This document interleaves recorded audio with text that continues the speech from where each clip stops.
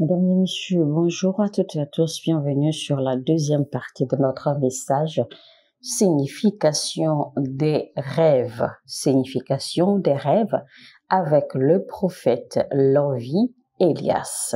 Nous allons lire 1 Samuel 28, verset 6 qui dit « Saül consulta l'Éternel, et l'Éternel ne lui répondit point, ni par des songes, ni par l'Urim, ni par les prophètes. » Alors, Saül cherchait la face de Dieu. Saül demandait quelque chose à Dieu qu'il ne recevait pas. Et vous savez, la plupart du temps, c'est ce qui arrive aux gens. Les gens prient et ils demandent des choses à Dieu. Et quand ils demandent des choses à Dieu, eh bien, ils n'ont pas la patience d'attendre pour voir si Dieu leur donne des instructions. Les gens demandent des choses à Dieu et ils sont pressés de voir la chose s'accomplir. Et ils n'ont pas le temps de patienter pour voir la chose s'accomplir ou le temps de patienter pour recevoir des instructions afin d'opérer et de savoir comment est-ce que la chose va s'accomplir, et ils se découragent et ils vont chercher ailleurs. Alors que normalement, quand vous faites des prières et que vous demandez des choses à Dieu, il faut toujours faire attention à vos rêves après cela. Et donc, Dieu dit ici que voilà, la Bible dit que Dieu n'a pas répondu à Saül ni par les rêves, ni par les songes, etc., ni par les transes. Et donc, la Bible a fait mention premièrement des rêves. Ça veut dire que les rêves constituent le premier canal à travers lequel Dieu communique avec vous. Et alors, la dernière option à laquelle vous faites recours, eh bien, c'est le prophète de Dieu. Vous faites recours au prophète de Dieu parce que vous avez manqué de faire attention à vos rêves, parce que vous avez manqué d'entendre Dieu ou de recevoir les instructions de Dieu à travers vos rêves. Quand vous priez, que vous demandez quelque chose à Dieu, il faut toujours faire attention à vos rêves après cela, parce qu'à travers vos rêves, Dieu pourrait vous parler. À travers vos rêves, Dieu pourrait vous donner des instructions. À travers vos rêves, Dieu vous montrera comment faire pour aboutir ou pour arriver à accomplir ou à recevoir ce que vous avez demandé. Alors, imaginez par exemple Jacob. Jacob a eu la certitude et la conviction, d'accord, qu'il était dans la bonne direction parce qu'il a eu un rêve. Parce que souvenez-vous, après que Dieu se soit révélé à lui à travers le songe qu'il a eu, eh bien, il était convaincu que voici, il était vraiment dans la bonne direction, parce que si le message de Dieu n'était pas convaincant, il aurait également compris qu'il n'était pas dans la bonne direction et certainement il aurait reçu instruction de quoi faire. Donc, il est très important de toujours veiller sur vos rêves. Veillez, d'accord, faire attention aux détails de vos rêves après que vous ayez exercé une période de prière à demander quelque chose à Dieu. N'attendez pas que Dieu fasse les choses tout seul, parce que Dieu ne fera rien tout seul et vous risquez même de ne pas le constater. Donc, Dieu vous donnera toujours la stratégie, les moyens ou la façon, d'accord, d'atteindre le but que vous recherchez. Lisons Ecclésiaste 5, verset 7 qui dit « Car s'il y a des vanités dans la multitude des songes, il y en a aussi dans beaucoup de paroles. C'est pourquoi craignez Dieu. » Alors, comme je le dis depuis le début, ce n'est pas parce que vous rêvez que c'est Dieu qui est en train de vous parler, car il y a beaucoup de songes, beaucoup de rêves qui ne sont que vanité. Nous allons lire en Jérémie 22, verset 32. Je reprends ceci. Nous allons lire en Jérémie chapitre 23, verset 32 qui dit « Voici, dit l'Éternel, j'en veux aux prophètes qui prennent leur propre parole et la donnent pour ma parole. J'en veux à ceux qui prophétisent des songes faux, qui les racontent et qui égarent mon peuple par leurs mensonges et par leur témérité. Je ne les ai point envoyés. Je ne leur ai point donné d'ordre, et ils ne sont d'aucune utilité à ce peuple, dit l'Éternel. » Vous avez donc besoin d'être soumis à des prophètes de Dieu, des prophètes reconnus et authentifiés par Dieu.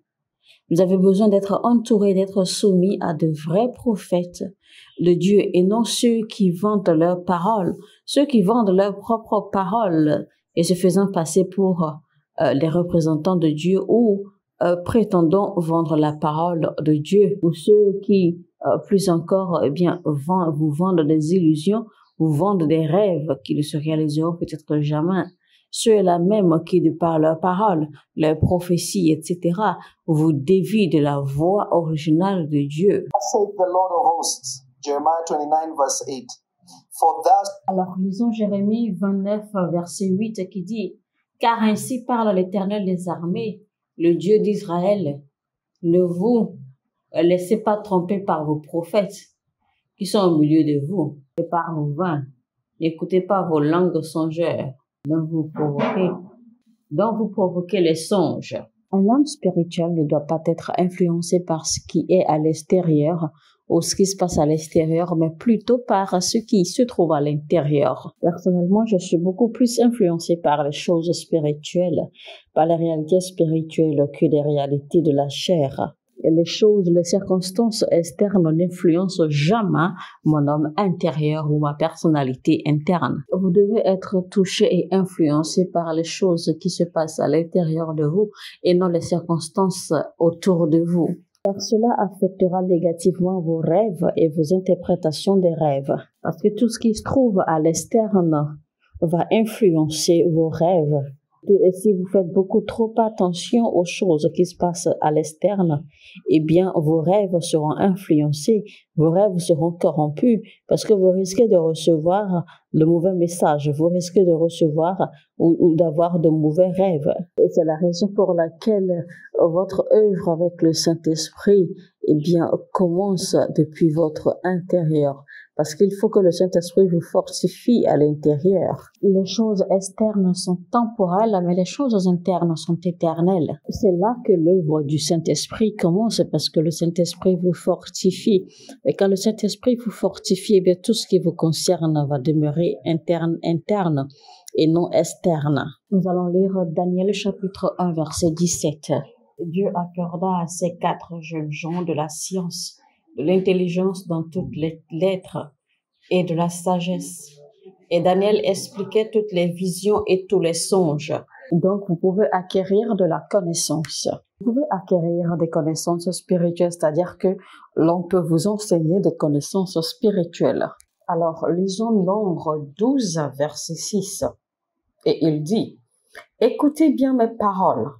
Lorsqu'il y aura parmi vous un prophète, c'est dans une vision que moi, l'Éternel, je me révélerai à lui. C'est dans un songe que je lui parlerai. » Alors, je vais vous dire qu'en réalité, les rêves, on ne voit pas les rêves, mais on entend les rêves. En réalité, vous entendez, d'accord, avec vos yeux. Donc, les rêves sont entendus. Et vous entendez avec vos yeux. C'est-à-dire, ce n'est pas que vous voyez les rêves ou que vous rêvez que ce que vous voyez avec vos yeux, mais en réalité, parce que quand vous savez un rêve, en réalité, c'est un message qui vous est livré.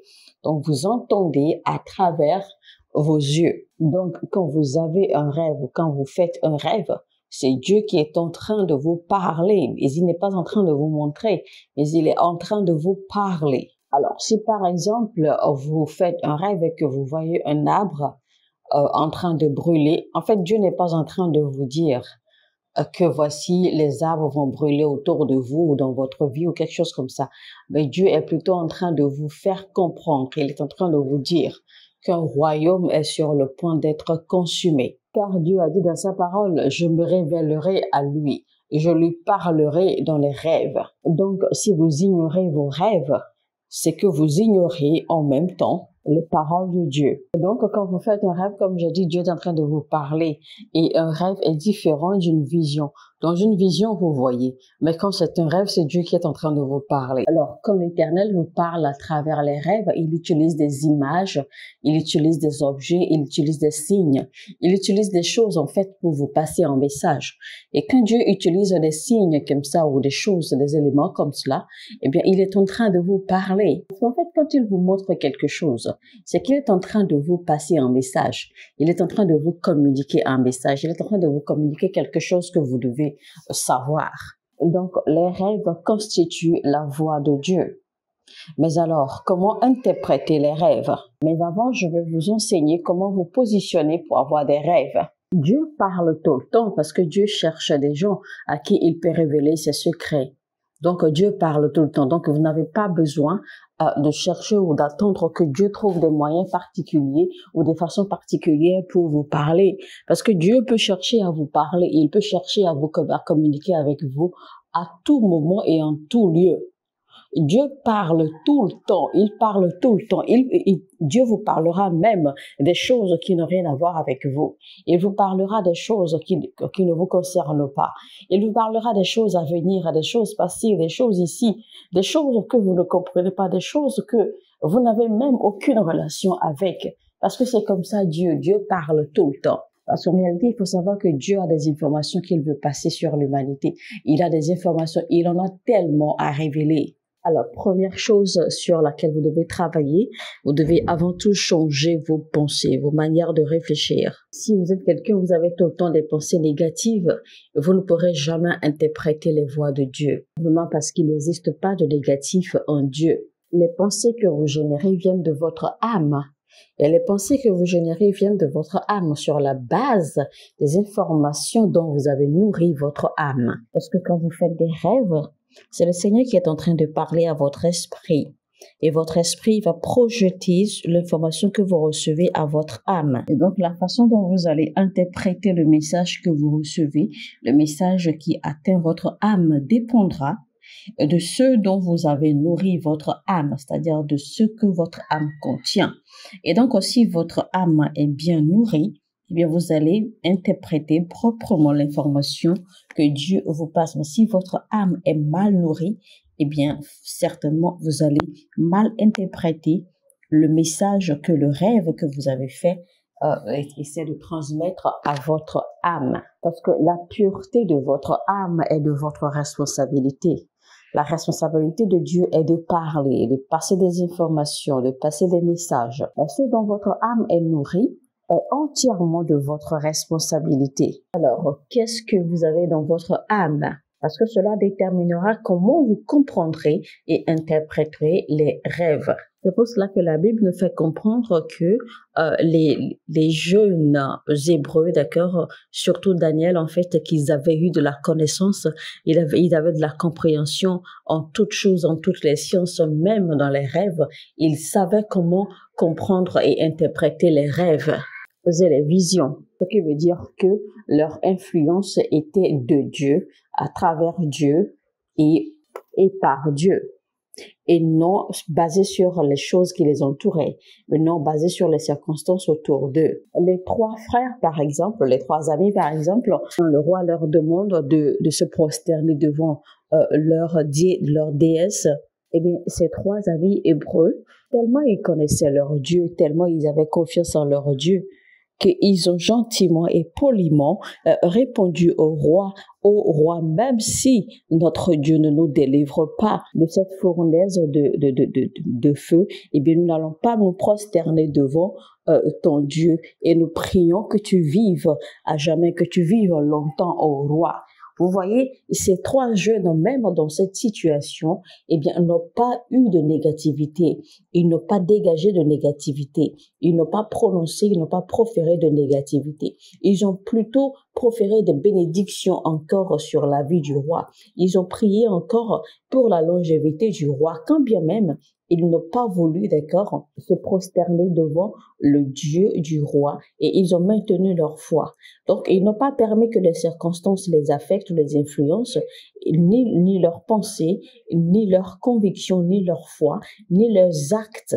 Jusqu'à la dernière minute, ils ont encore prié pour le roi. Vous devez donc avoir un système opérationnel pour nourrir votre âme. Et ce système opérationnel doit être mis à jour régulièrement par la parole de Dieu et par les pensées positives. Pour que vous compreniez ou que vous sachiez la signification de vos rêves, il ne faut pas avoir des points de vue négatifs sur les choses.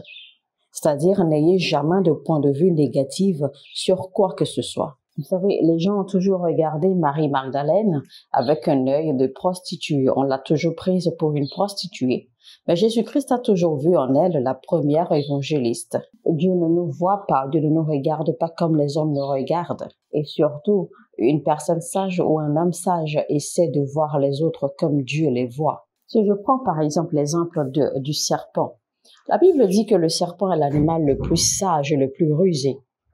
Alors, généralement, nous avons toujours vu le serpent comme un animal méchant, un animal négatif, un animal de malheur.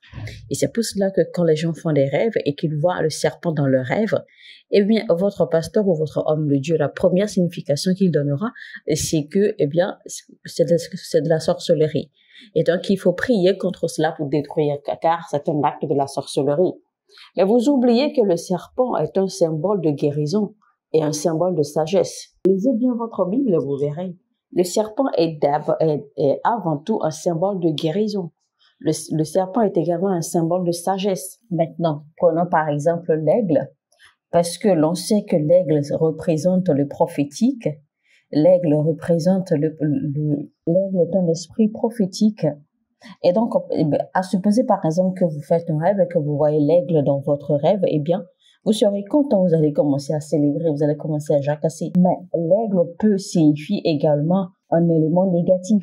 L'aigle peut signifier quelque chose de négatif. Aussi, il faut souligner rapidement au passage que les choses que vous voyez dans vos rêves, les éléments que vous voyez dans vos rêves peuvent également avoir des significations selon votre culture ou selon la culture ou les cultures auxquelles vous êtes attachés. Parce qu'il y a des choses qui ont différentes significations, différentes définitions, d'accord, pour les gens selon leur culture. Donc, parfois, Dieu vous montre certaines choses également que vous devez comprendre également sur la base de vos cultures également. Maintenant, mais il faut considérer en premier c'est-à-dire la définition ou la signification de ce que Dieu vous montre, parce que Dieu veut que toute chose soit basée avant tout sur sa culture, c'est-à-dire la culture divine, la culture du ciel. Et donc, faites tout pour travailler sur votre conscience. Ayez une conscience claire, ayez une conscience pure.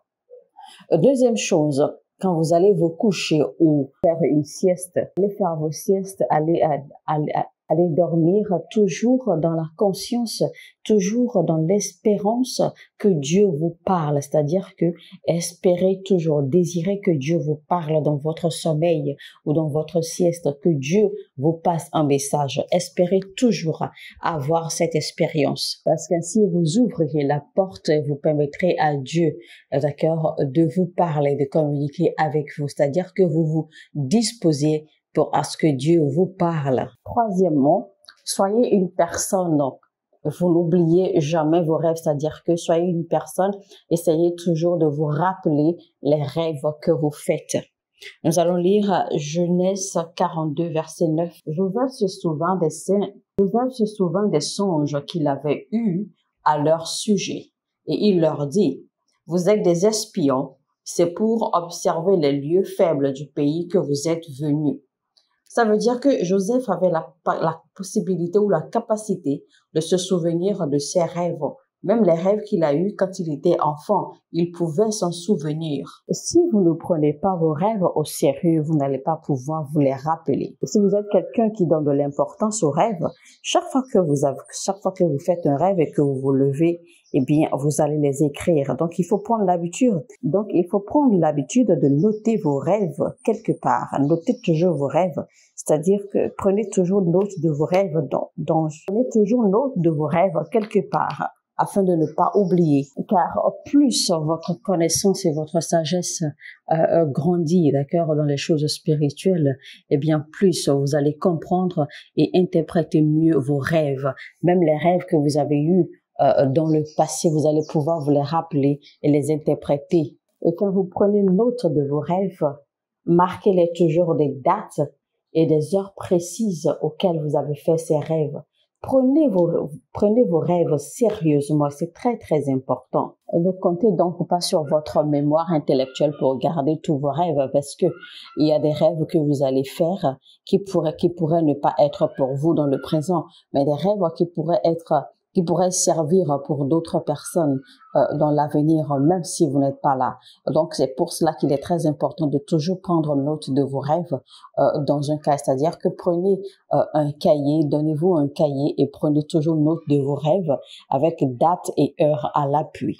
Mesdames et messieurs, c'était donc la signification des rêves, c'est-à-dire la position ou les positions à adopter pour mieux comprendre et interpréter ses rêves. C'était donc la deuxième partie et nous sommes à la fin et c'était avec le prophète Lovie Elias. Si ce message vous a édifié, alors chers amis, cliquez sur le bouton j'aime et partagez le lien au maximum.